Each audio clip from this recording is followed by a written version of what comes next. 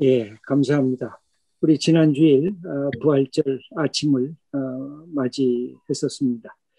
부활절은 아마 부활절만 맞이하는 게 아니라 주님이 오시는 그날까지 부활절 다음부터 2000년 전부터 매일매일 부활절 아침 우리가 맞이하는 것이라고 할 수 있겠습니다.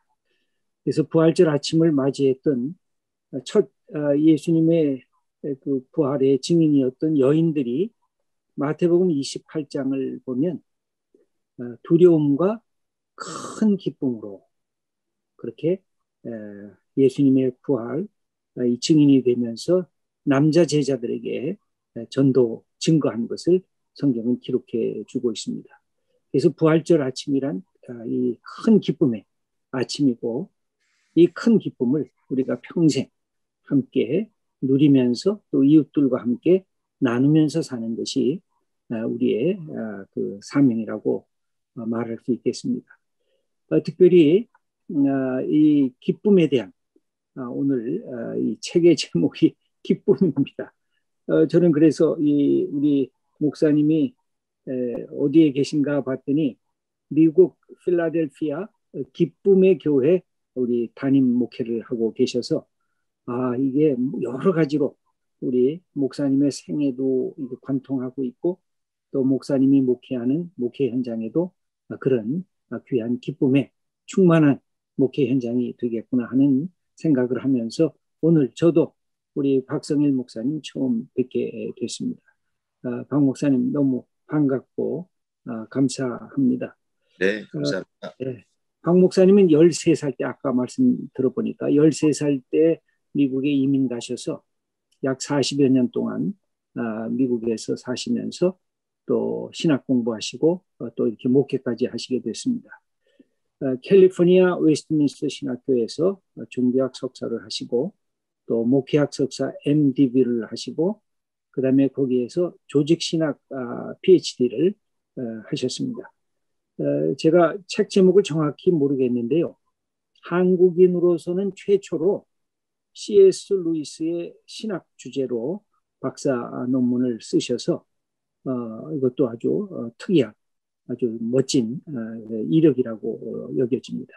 그동안 저서로서는 곤양로의 여정, 그다음에 C.S. 루이스가 만난 그리스도, 그래서 현재는 웨스트민스터 신학교 겸임 교수로 변증학 겸임 교수로 계시면서 또 담임 목사의 직분을 감당하고 계신 분입니다. 미국에서 이렇게 연결해서 우리가 함께 할 수 있다는 것은 역시 이 줌의 이 온라인을 통해서 줌의 이 기능을 우리가 여러 가지로 도움을 받고 있는데 이 줌을 통해서 온라인으로 만나뵐 수 있게 돼서 너무 반갑고 감사드립니다. 그래서 박성일 목사님께서 오늘 헤아려 본 기쁨이라고 하는 제목을 갖고 한 30분 정도 먼저 말씀을 해주시고 그리고 함께 책을 갖고 이야기를 나누는 시간을 갖도록 하겠습니다.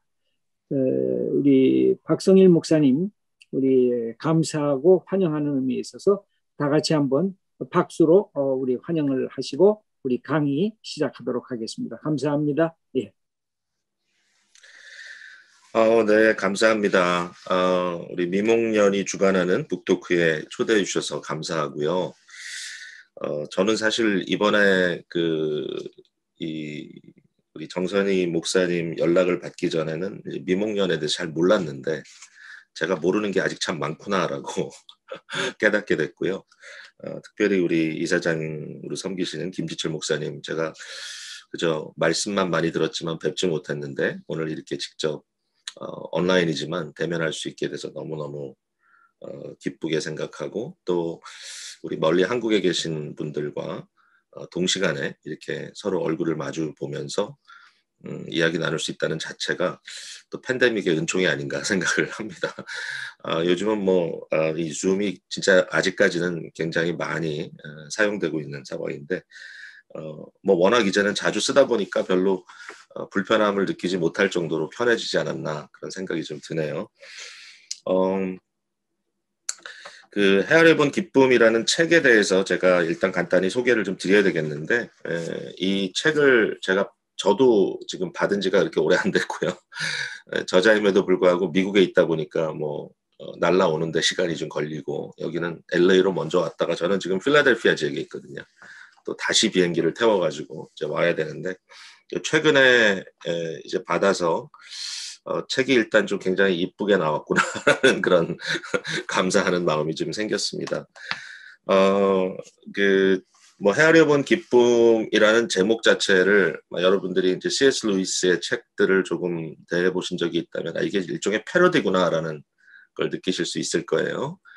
A Grief Observe라고 하는 책이 제 기억에는 1961년도에 아마 출판이 됐었는데요. 그러니까 루이스가 그 아내를 사별한 후에 굉장히 몰려오는 슬픔을 뭐 마치 그 마음의 그 아픔을 그냥 막 토로해내는, 막 쏟아내는 듯한 그런 어조로 기록을 해준 그런 책인데, 이 책이 그 고통의 문제라는 책과 함께, 그 고통의 문제는 이제 훨씬 앞서 루이스가 기독교 지성인으로서 집필을 하기 시작한 거의 초기에 나왔던 책이죠. 예, 여러분이 잘 아는 순전한 기독교보다 훨씬 이전에 나왔던 책인데, 그 책과 함께 C.S. 루이스가 이 고통의 문제, 이 슬픔의 문제를 어떻게 다루느냐, 이제 여기에 대해서 굉장히 그 중요한 이제 저서로 이해되고 또 사용되는, 그렇게 읽혀지는 그런 이제 책인데, 그게 이제 우리말로 번역이 되면서 헤아려 본 슬픔이라는 제목을 붙였었어요. 헤아려 본 슬픔. 그래서 이제 그 타이틀을 좀 패러디해서 루이스가 이제 슬픔에 대한 그 헤아림을 했는데, 이제 고통에 대한 헤아림을 했는데, 그 C.S. 루이스라는 분의 글들을 쭉 읽어보면 사실은 루이스가 그 많이 이렇게 강조하고 있는 점이 고통이나 슬픔보다 기쁨을 더 많이 강조하는 것 같다. 그리고 사실은 슬픔과 기쁨은 거의 그 동전의 양면과 같은 그런 느낌을 좀 받게 돼서 루이스의 이 기쁨에 대한 그 진술을 좀 집중해서 좀 보다 보면 그것도 역시 헤아려 볼 충분한 가치가 있지 않겠는가. 그런 의미에서 타이틀을 붙였고요. 제 자신의 이 루이스와의 어떤 그 여정을 잠깐 좀 말씀드리면, 사실 저는 그 말씀드린 대로 뭐 비교적 일찍 이민을 온 소위 이제 1.5세라고 부르는 세대인데요. 70년대에 북미주, 캐나다로 이민을 갔고요. 지금은 뭐 미국 쪽에 주로 있습니다만은, 그 13세니까 이제 중학교 1학년 다니다가 미국으로 이민을 왔습니다. 북미주로. 그래서 이제 영어권 교육을 청소년기부터 받기는 받았지만 여전히 이제 영어를 뭐 많이 해야 되는 현실이고, 지금도 이제 목회의 반은 영어로 하는 목회이긴 한데, 그렇지만도 이제 네이티브가 아니기 때문에 이제 이 영미권에서 자라는 뭐 기독교인은 물론이거니와 그렇지 않은 그러니까 일반인들이라 할지라도 일단은 나니아 역대기를 통해서 이 크로니클스 오브 나니아를 통해서 루이스를 어린 시절부터 대부분 대하거든요. 미국이나 영국 계열에. 그러니까 이 판타시 이 아동들의 일종의 판타시 소설 이런 그 장르에서 이제 루이스의 입장은 위치는 굉장히 크기 때문에 이제 적어도 루이스의 어떤 그 사상 세계 또는 이미지네이션의 세계 이런 것을 일찍 좀 접하긴 하는데, 저는 전혀 그렇지 못했던 거죠. 예. 루이스를 잘 몰랐고, 이제 대학교에 가서 저는 이 브리티시 컬럼비아 주립대학을 다녔는데, 뭐 일반적으로 대학교가 그렇습니다만 굉장히 그 반기독교적 그런 분위기가 굉장히 많고, 그 당시에 이미 그 학교 내에서 저처럼 그저 아무 생각 없이 주일학교 또 청소년기를 교회에서 보냈던 사람이 견딜 수 없을 정도의 어떤 지적인 공격점이 너무 많았던 것 같아요. 굉장히 힘들었을 때 그 우연하게 이제 북스토어에서 C.S. 루이스의 그 순전한 기독교를 접하게 됐는데 뭐 사실은 그렇게 심각하게 접한 건 아닌데 이제 그 책을 보았을 때 적어도 누군가 기독교의 입장에서 그 논리적인 진술을 해보려고 하는 그 노력 자체가 마치 제 편에서 누가 응원해 주는 것 같다라는 그런 느낌을 좀 받고 사실은 굉장히 많은 그 지적 번민이 있었던 시대에 루이스의 그 좀 동행이 있었던 걸 기억하게 됐고요. 근데 어쨌든 제일 이제 중요한 부분은 이제 논문 주제를 이제 루이스로 잡았다는 거죠. 그래서 사실 벌써 논문 마친 게 1998년도니까 뭐 오래됐죠. 23년여 전에 논문을 마쳤는데 졸업을 한 거죠. 그때 근데 그 1998년도가 C.S. 루이스의 그 출생 100주기가 되는 해였어요.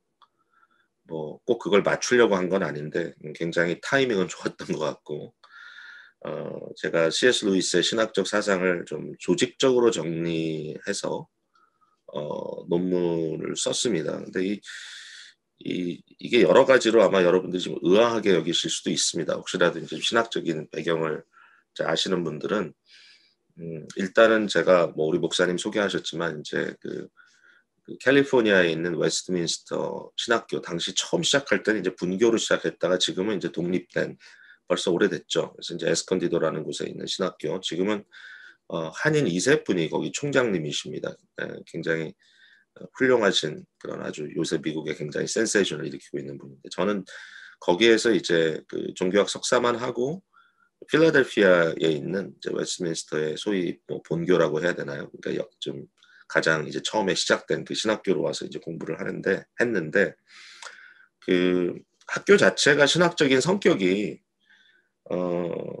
아마 그 대부분 특별히 여러분들 보시기에는 좀 굉장히 좀 그 보수적인 컬러가 강하고 그 보수 정통 개혁주의 신학이라고 이제 소위 부르는 그러한 이제 신학의 어떤 그 라인에 서 있고 이제 웨스트민스터 쪽에 있는 분들은 그 소위 구 프린스턴 신학교의 그 전통을 이어간다는 말을 자주 하는데 그 특별히 최근에 굉장히 좀 더 우경화되는 그런 좀 경향이 있어가지고 굉장히 보수적인 학교라고 여러분들이 아마 생각을 하시면 될 것 같은데 물론 이제 그 안에 이제 보수성이라는 어떤 틀 안에서의 창의력도 있으니까 좀 일종의 좀 아카데믹한 면이 없진 않지만 그래도 이제 일반적인 분위기는 굉장히 좀 보수적이고 심지어는 미국의 어떤 기독교 역사 안에 근본주의라는 타이틀을 붙여도 역사적으로 한 그 설명이 되는 물론 웨스트민스터 쪽에서 이 타이틀을 너무 싫어하지만 이제 그런 학교이기 때문에 일반적으로 그 사실 박사 학위를 주는 보수개혁교의 보수개혁주의 신학교가 별로 없어요 미국에도. 그래서 이제 이 신학교가 좀 그런 면에서는 독특한 영역을 갖고 있는데 대부분의 그 조직신학, 특별히 조직신학의 논문들은 뭐 16세기 칼빈 연구라든지 또는 17세기의 그 리폼 스칼라스티시즘이라고 할까요? 그러니까 그 개혁파 그 정통주의 사상을 연구하는 그런 논문, 종교 개혁 그 다음 세대의 신앙 고백을 연구하는 논문이라든지 또는 뭐 청교도들에 대한 신학 같은 거, 미국 신학이라고 하면 이제 자나단 에드월즈를 중심으로 한 이런 그 이전 세대의 그 이 신학들을 주로 이제 연구를 많이 하는 이제 그런 학교다 보니까 그 20세기를 살았던 더군다나 전문적인 신학자라고 할 수 없는 여러분이 뭐 아시겠지만 옥스퍼드 대학과 케임브리지 대학에서 영문학과 문학 비평을 주로 가르쳤던 이제 이 C.S. 루이스를 논문 주제로 프로포즈했을 때 쉽게 받아들여지지는 않았습니다. 처음에는. 그리고 뭐 여기 여러 가지 이유가 있죠. 그러니까 신학적인 가치가 과연 있느냐라는 질문도 있었고 또 그분의 신학적인 어떤 그 방향성이 이제 우리 쪽하고는 너무 좀 이질적이지 않느냐. 그러니까 이게 현대 신학이라든지 변증학 논문을 썼다면 좀 이슈가 다를 텐데 제가 조직 신학 논문이기 때문에 이제 더 그랬던 것 같긴 합니다만은 이제 중요한 거는 이제 C.S. 루이스가 20세기 이제 하반기 그리고 심지어는 현재까지 21세기까지 이어서 영미권 기독교에 보편적으로 엄청난 영향을 미치고 있다는 것에 대해서 누구도 부인할 수 없는 사실인 거죠. 그러니까 물론 이제 다른 언어로 많이 번역도 돼 있습니다만은 일단은 영어를 주로 쓰고 있는 이제 기독교계 특별히 뭐 이게 어떠한 그 교파에 소속돼 있는 것이 아니라 지금 제가 말하고 있는 이런 좀 보수적인 그런 뭐 개혁주의든 복음주의든 그런 데서부터 심지어는 이제 카톨릭에 이르기까지 소위 이제 기독교계라고 할 수 있는 모든 그 광범위한 그런 그 모든 부분에서 C.S. 루이스의 역할이 굉장히 크다.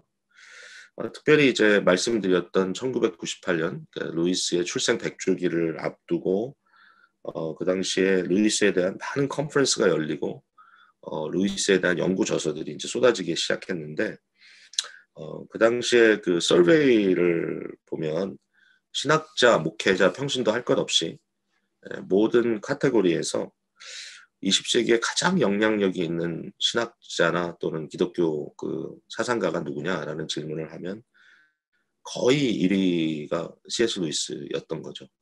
그러니까 뭐 최근에 그 한국의 그 특별히 두란노를 통해서 그 티모티 켈러 목사님의 저서가 뭐 거의 무작위로 지금 번역돼서 한국에 많이 보급이 되고 있는데 뭐 이미 미국에서 이제 은퇴를 하신 분이긴 합니다만은 사실 뭐 존 파이퍼라든지 팀 켈러 이런 분들은 복음주의권에서는 뭐 거의 요즘에 이제 거의 그 기독교를 대변할 정도의 그런 위상이라고 생각할 수 있는데 특별히 팀 켈러는 그렇죠. 근데 이런 분들의 어떤 그 사고 속에 루이스의 역할은 진짜 지대하다.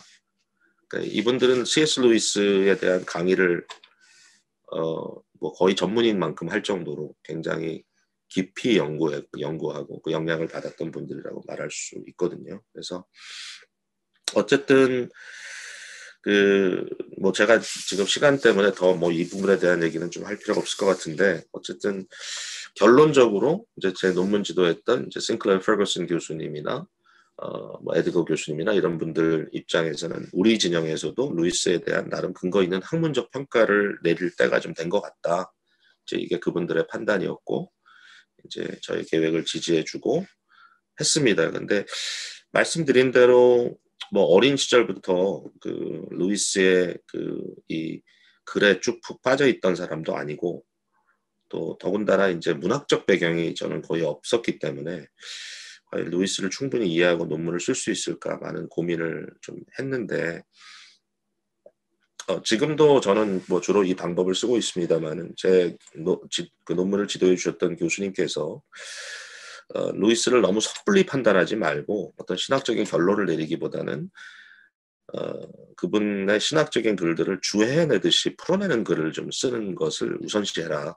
굉장히 좋은 어드바이즈였죠. 그러니까 뭐 누구나 마찬가지입니다. 그러니까 그분의 생각을 충분히 이해하고 그분의 입장에서 그 내용 파악을 충분히 하고 또 전달하고 이제 거기에 대한 어떤 그 입장 정리를 이후에 하는 것이 좋겠다. 그래서 저는 그 루이스의 그 신학적인 글들을 좀 쭉 읽기 시작했고요. 다시 읽은 부분도 많고. 근데 어쨌든 그 여러 글들 속에 이해하게 된 건 뭐냐면 그분의 글 속에는 여정이라고 하는 이 journey라고 하는 모티브가 굉장히 강하게 작용하고 있다. 이게 그의 낭만주의적인 그런 배경도 있고 또 기독교를 이해하는 그의 기독교 세계관이기도 하고 그래서 마치 철로역정을 생각하시면 될 것 같은데 철로역정과 거의 이제 준하는 그런 이제 그 방법론을 통해서 기록을 한 Pilgrim's Regress 순례자의 귀환이라고 하는 책을 제일 먼저 썼고요. 그래서 그 모든 것들이 그 여정을 중심으로 이렇게 이해가 되어 있구나. 그래서 이제 조직 신학 논문이긴 하지만 일종의 스토리라인이 필요하다. 이제 이런 걸 좀 생각하게 되었고 네 가지 이제 프레임으로 그 신학을 이제 보게 된 거죠. 하나는 away from home, 그러니까 본향으로부터 떠나 있는 상태. 그러니까 복음에 대한 예비 또는 그 복음이라는 것이 구체적으로 알려지기 전에 이미 이 세상 속에 존재하는 어떤 복음의 암시들, 이런 이야기들을 주로 다뤘고요. 그 다음에 homeward turning, 이것은 이제 본향으로 향한 이제 회전이죠. 이것은 이제 회심에 대한 그의 생각들, 뭐 여러 가지가 있겠죠. 그걸 쭉 썼고, 그 다음에 home away from home, 그러니까 본향에 아직 도달하지 않았지만 여전히 home away from home이라는 얘기를 우리가 보통 하잖아요. 그래서 특별히 크리스천 라이프가 어떤 것인가, 여기에 대한 루이스의 인사이트들을 좀 담아봤고, 마지막은 이제 파이널 홈, 그러니까 본향에 드디어 도착한 그 모습이 어떤 것인가. 그래서 개인과 우주적 종말론, 이렇게 네 단계로 구분해서 이제 스토리텔링을 하는 그런 방법을 통해서 이제 논문을 쓰게 됐고, 이제 그게 이제 목사님께서 소개해 주셨던 이제 신학 논문이 된 것이죠. 저는 이제 그 이후에 여러 해 동안 이제 C.S. 루이스의 그 변증학이라는 측면에서 이제 어플로제릭을 이제 학교에서 웨스트민스터에서 가르치고 있고요. 또 논문 자체는 오랫동안 묻혀 있다가 2018년 20년이 지난 후에 영문으로 출판이 되고, 또 2019년에는 감사하게도 우리 도란노에서 우리 루이스 전문 번역가이신 홍종락 선생님 번역을 해주셔서 제가 번역하기 너무 힘들어서 그 본향으로의 여정이라는 제목으로 출판을 하게 됐죠. 근데 이제 루이스가 한국 교회에도 많이 그 이름은 소개가 돼 있고 많은 목사님들이 강단에서 루이스를 인용하는데, 근데 이제 루이스에 대한 이해는 아직은 좀 깊지 않은 상태라고 이제 여겨지고요. 또 그렇게 많이 말씀해 주셔서 제일 좀 심각한 부분이 이제 이 본향으로의 여정이란 책은 좀 두껍기도 하고, 또 이 책이 아무래도 좀 논문 포맷으로 쓴 것을 이렇게 편집을 다시 한 이제 그런 책이다 보니까 아무래도 좀 무거운 부분이 있어서 일종의 리소스북으로는 좋지만 이제 루이스를 일반인들에게 소개하기는 좀 어렵지 않느냐. 그래서 좀 주제별로 쉽게 루이스의 사상을 소개할 수 있는 책들을 좀 짧게 써달라는 부탁을 받기 시작했죠. 그래서 첫 번째 쓴 게 루이스가 만난 그리스도라는 책이 이제 작년 1월에 출판이 됐고, 이제 올해 이제 3월에 두 번째 책인 이제 헤아려 본 기쁨이라는 책이 이제 나오게 된 것입니다. 그래서 그 루이스가 만난 그리스도라는 작은 책은 이제 회심을 좀 집중으로 다뤘고, 그 다음에 루이스가 그리스도를 어떻게 결국은 이제 인식하게 되고 그리스도를 하나님의 아들로 그 신적인 메시아로 받아들이게 되었는가, 이제 이 부분을 좀 주로 강조해서 썼다면, 이번에 쓴 이 헤아려 본 기쁨이라는 책은 사실 쓰다 보니까 루이스의 생각을 굉장히 방대하게 좀 소개하게 된 기회가 되지 않았나. 그래서 루이스 소개서로도 기쁨이라는 주제를 가지고 썼지만 상당히 역할을 할 수 있겠다는 그런 좀 생각이 들기도 하고요. 그럼에도 불구하고 아주 작은 책이고요. 여러분 뭐 읽으셨을지 모르겠지만, 그 다음에 뭐 글을 워낙 좀 간결하게 쓰다 보니까 좀 숄트핸드로 쓴 것 같은 느낌도 있어요. 기쁨이라는 주제를 잡은 이유를 몇 가지 말씀드리면, 첫 번째는 긴 팬데믹으로 인해서 고통하는 가운데 좀 위로가 되길 바랬다. 이건 완전히 팬데믹 시대에 나온 책이니까요. 그 두 번째는 기쁨을 주제로 다룬 기독교 서적이 생각보다 적더라고요. 네, 정말 적더라고요. 그래서 신학적인 책도 적고, 그래서 이제 한번 쓰기에 좀 의미가 있겠다. 그리고 또 세 번째는 팬데믹을 가다 보니까 고통의 유익에 대한 설교를 많이 했는데 이 고통에 대한 설교를 할수록 고통스러워지죠. 근데 이 성경을 쭉 이렇게 보다 보니까 기쁨에 대한 언급이 너무 많은 거예요. 사실 기쁨이라는 주제가 너무 거대한 주제인데 이제 이걸 좀 체계적으로 생각할 좀 필요가 있지 않겠나. 그리고 이제 또 하나는 이제 C.S. 루이스에게 있어서 이 기쁨을 헤아려 보는 것이 루이스를 이해하는데 굉장히 중요한 키가 되겠다. 이제 이런 생각을 하게 된 건데, 일단 이 기쁨을 접근하는 그 방법에 대해서 몇 가지 좀 말씀드리면 될 것 같아요. 이 책 속에는. 이제 책을 보시면 아시겠지만 그 각 챕터가 그 영어 단어를 중심으로 이렇게 전개가 돼 있어요. 그래서 루이스가 영어로 책을 썼잖아요. 루이스가 영어로 책을 썼는데 이제 저는 앞서 말씀드린 대로 논문도 그렇지만 이제 제가 역할을 해야 된다면 창작을 하는 게 아니라 저의 역할은 이제 루이스에 있어서는 적어도 그러니까 루이스를 좀 더 잘 이해시키는 것이 중요하다고 생각을 했어요. 그래서 이제 루이스가 정확하게 무슨 말을 하는 것인지를 전달해 주는 게 굉장히 필요한데 이제 많은 분들이 그 C.S. 루이스의 그 조이에 대해서 이제 설명을 하면서 기쁨이라는 단어 또는 희열이라는 단어로 이렇게 일차적으로 이제 설명을 하다 보니까 사실 그 조이라는 말의 의미를 많이 상실하거든요. 그러니까 원래 의미를. 왜 그런가 하면 그 영어 단어를 썼을 때 루이스는 굉장히 기술적인 어떤 의미를 갖고 쓴 거예요. 그 조이라는 단어를. 그러니까 저는 이제 조이를 고유명사로 봐야 한다.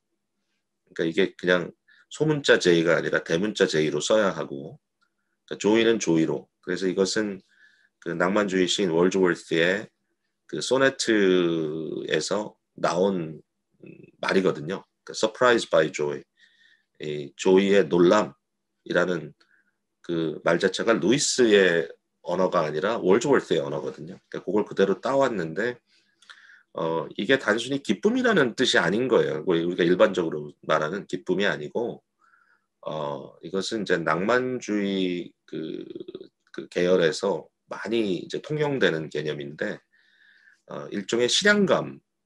그러니까 내가 어딘가 지금 나의 있을 자리에서 떠나 있구나라고 하는 이제 디스플레이스멘트의 개념이고 일종의 이것은 이제 갈망이고 동경이라고 봐야 되겠죠. 그 어떤 마음에 느껴지는 너스탈지아, 굉장히 강렬한 어떤 실향감.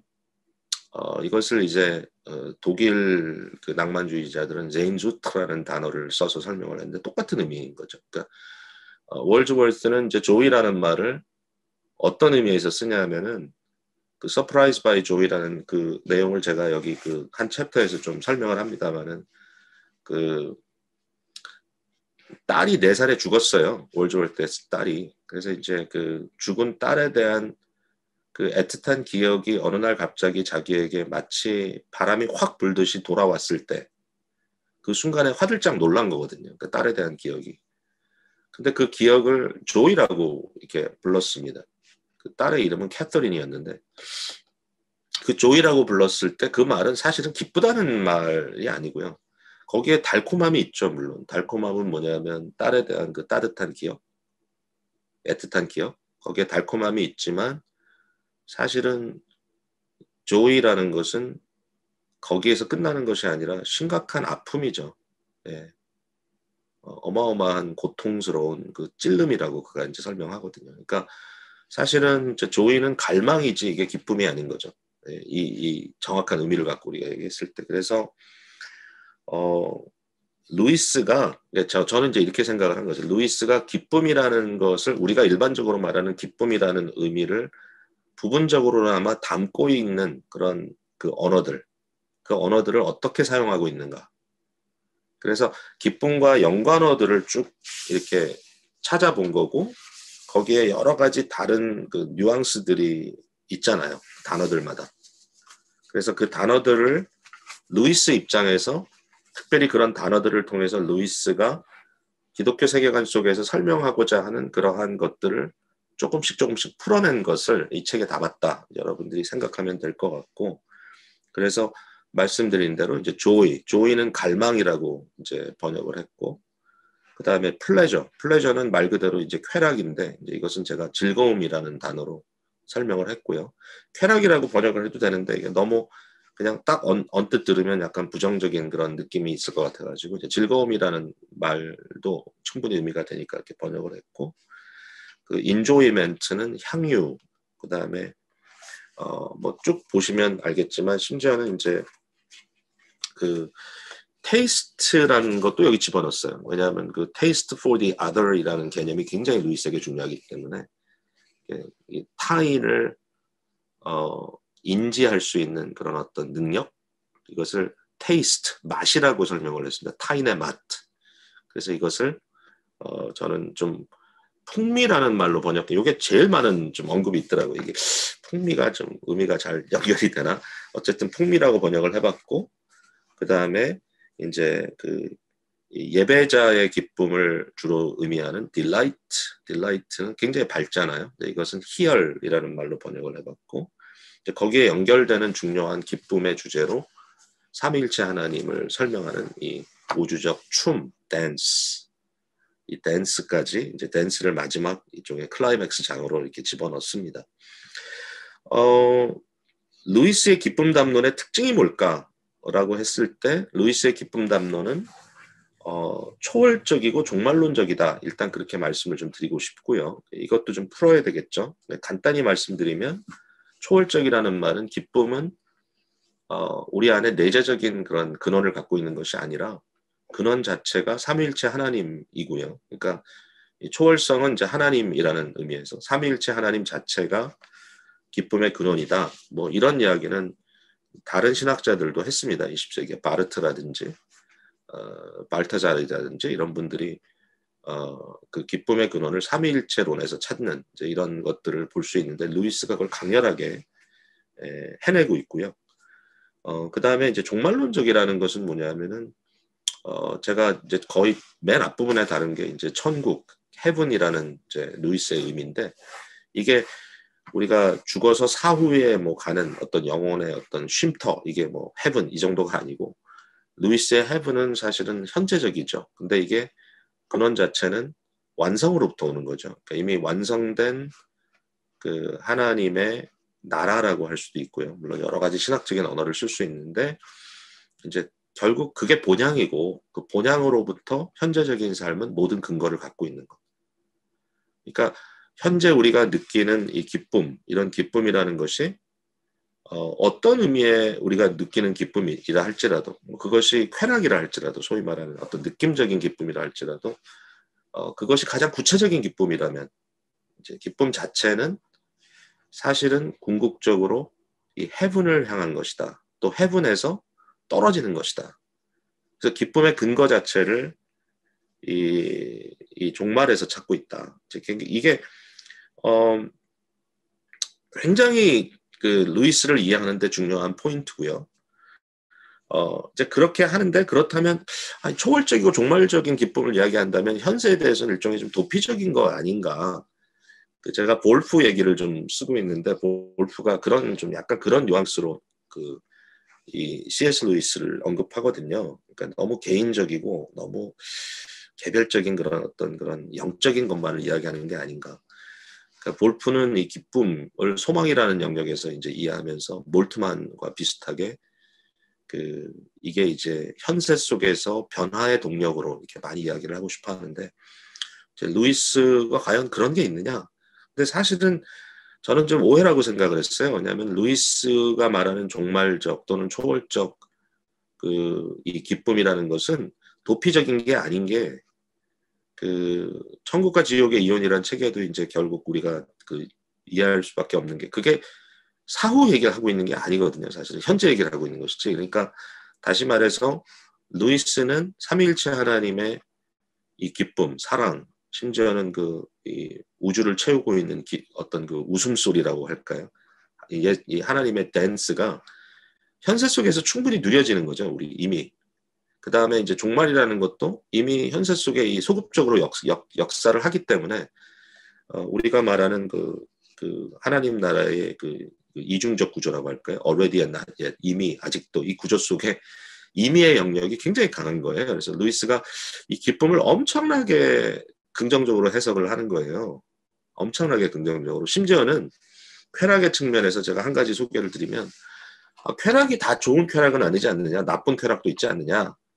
그랬을 때 이제 루이스가 어떻게 얘기를 하냐면 사실은 쾌락 자체가 문제가 아니다. 쾌락을 얻는 방법론의 문제이다. 그러니까 사과를 훔쳤다고 한다면, 훔친 사과를 생각한다면 훔친 사과가 나쁜 것이냐?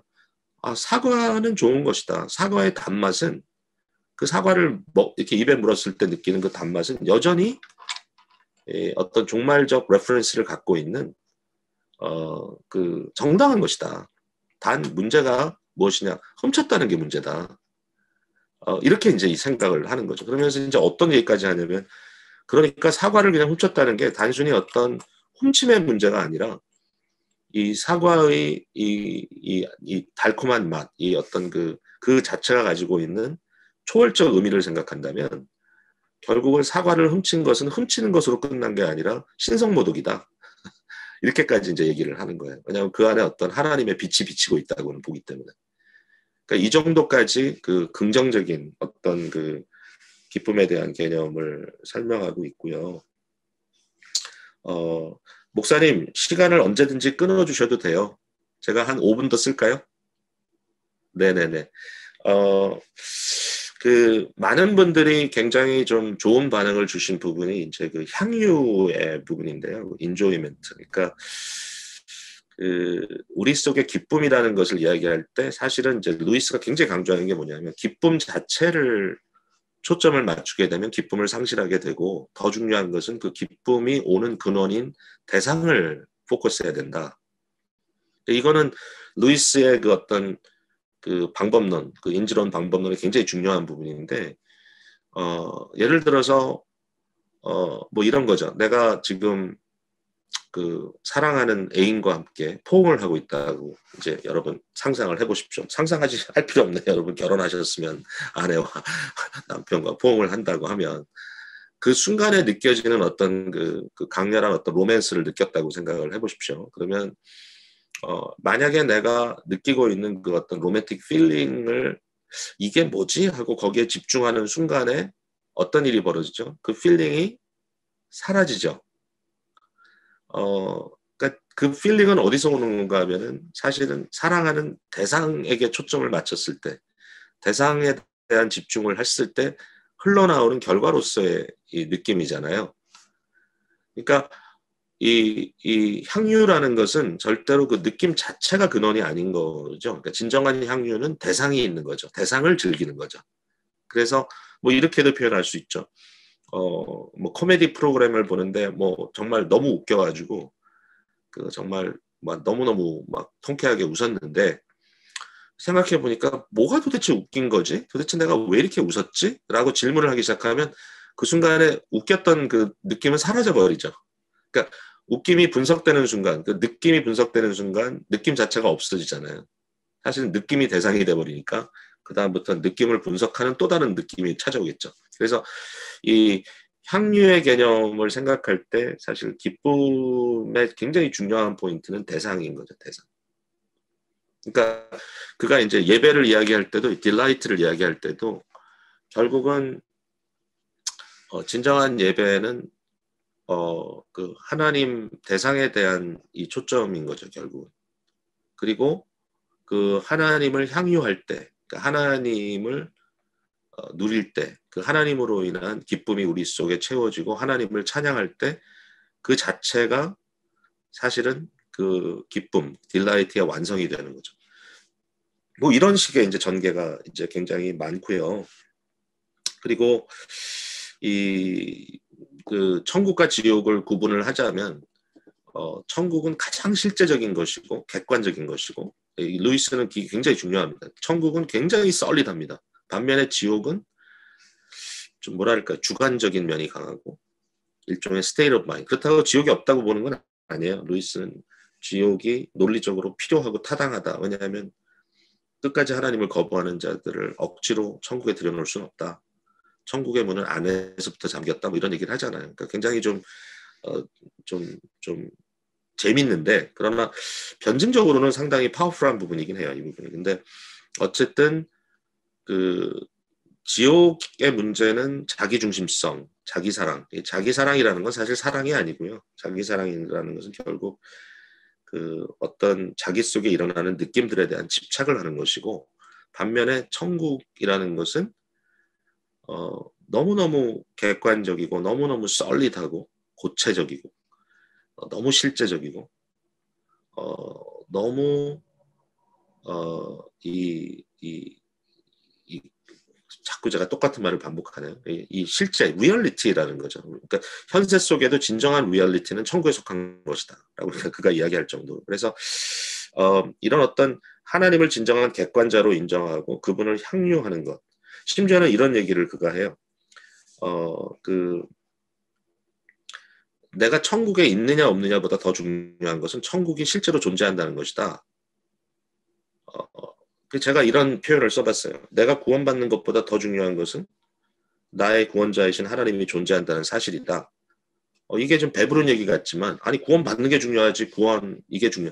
하나님이 계시는 것이 더 중요하다는 거죠. 루이스 입장에서. 왜냐 객관적인 하나님의 존재가 있어야만 모든 것이 의미가 있기 때문에 사실 이런 어떤 입장에서 이제 이해를 한다면 이제 구원파적인 그런 이 오류를 우리가 좀 피해갈 수 있겠죠. 네. 예, 뭐 더 얘기를 하지 않겠습니다. 그래서 중단하고 이제 하나님의 춤 뭐 이런 것도 굉장히 거대한 개념인데 예, 여기까지 말씀드리고 제가 목사님께 넘기겠습니다. 감사합니다.